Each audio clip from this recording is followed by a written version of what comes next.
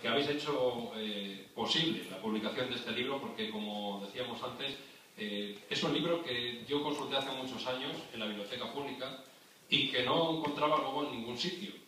Por más que busqué en internet, en librerías de viejo y tal, la primera edición era totalmente y absolutamente imposible de encontrar, ¿no? Y era un libro que quería tener porque cuando lo consulté vi las muestras de habla que vienen y tal, pues un libro interesantísimo para alguien que esté interesado en el tema lingüístico como es mi caso, ¿no?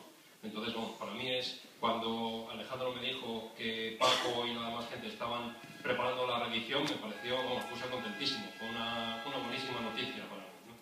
Entonces, bueno, pues yo lo que sí quería hablarles hoy, brevemente, porque somos muchos para hablar y bueno, entonces hay que ser breve, es dónde se enmarca el habla de torero, ¿no?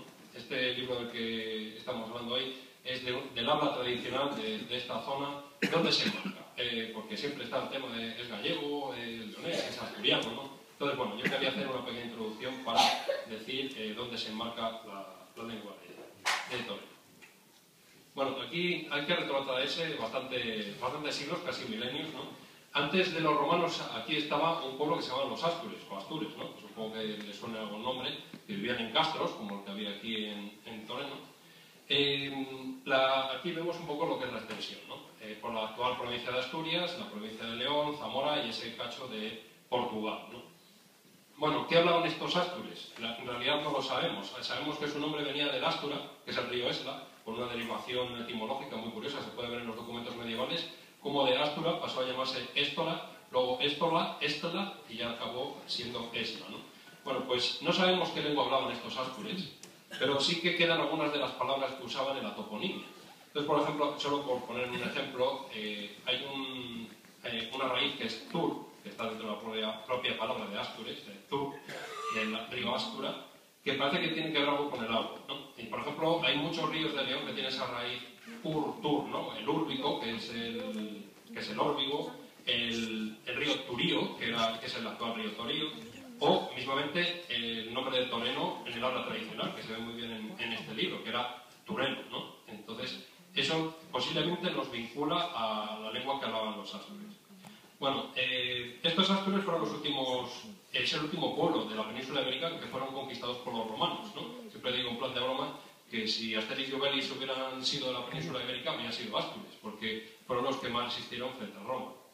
Pues en el 19 a.C. fueron conquistados por los romanos, que acaban imponiendo su lengua, el latín, que, bueno, como bien sabrán, el latín es la lengua que se impuso en toda la península ibérica, menos en el País Vasco, y entonces todas las lenguas que se hablan en la península son romances, quitando el euskera, ¿no?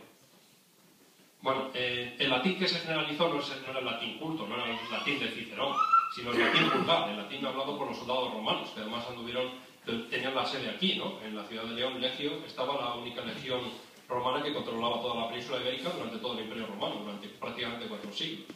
Bueno, pues ese latín vulgar fue el que se impuso y luego, mezclado con las hablas anteriores, que ya digo que no conocemos más que por noticias indirectas, es lo que dio lugar a las distintas lenguas romances. En nuestro caso, la lengua romance asturleonesa, ¿no? Se llama romance precisamente porque cuando se habla de lenguas romances se hace referencia a las lenguas de origen romano, ¿no? Por eso se llaman así.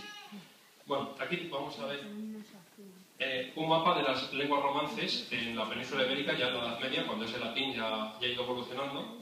Y de oeste a este pues son las siguientes: el galaico-portugués, ¿no? Que luego andando el tiempo dará dos lenguas diferentes, el gallego y el portugués. La lengua asturleonesa, que como veremos es donde se va a marcar el habla de Toreno.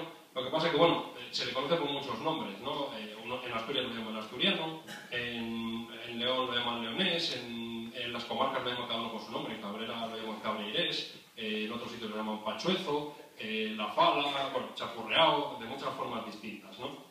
Y luego Miranda de Douro, en Portugal, que es lengua oficial, que se llama mirandés. Es una cosa muy curiosa. La única lengua oficial que hay en Portugal, aparte del portugués, es el mirandés, que es de la misma familia que el habla tradicional de Toreno, ¿no? Bueno, después del asturleonés, más hacia el oriente, tenemos el castellano, que curiosamente es la lengua más diferente del latín de todas, porque tenía cierta influencia del vasco en su origen. Luego el aragonés, o navarro-aragonés, y por último el catalán, ¿no? Todos ellos, como digo, hijos del latín, pero influenciados de distinta manera por los pueblos que habitaban ahí desde antes de los romanos, en nuestro caso, los astures. Bueno,